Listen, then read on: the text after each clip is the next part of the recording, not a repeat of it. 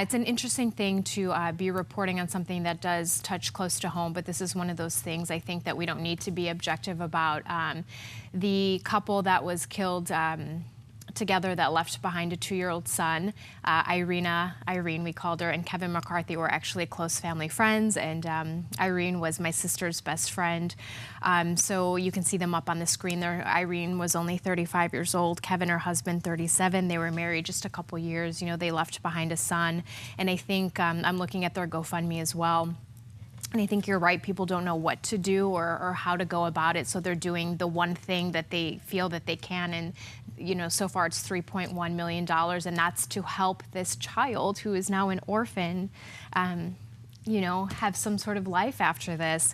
I will tell you this, you know, some details I think are meant to be kept private, but my sister did speak with one of the gentlemen who helped little Aiden. Aiden is the 2-year-old boy.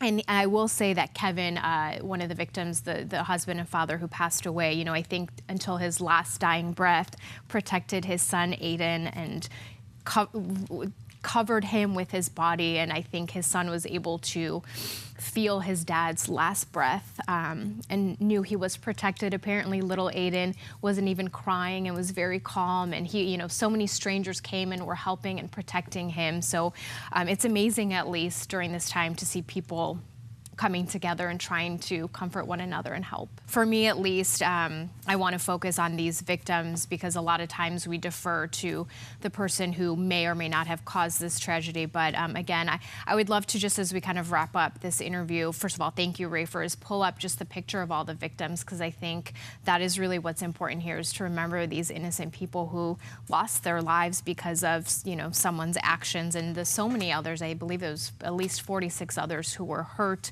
some very severely, and are struggling, and all the families that are impacted by this. And I know, you know, you mentioned you didn't want to insert yourself in this story, but this is a loss of life. This is a young boy who is left orphaned. So I think this is something that we can insert ourselves into, because it's very surreal. This is an issue of life and innocent lives being lost. So we do appreciate your perspective, Rafer.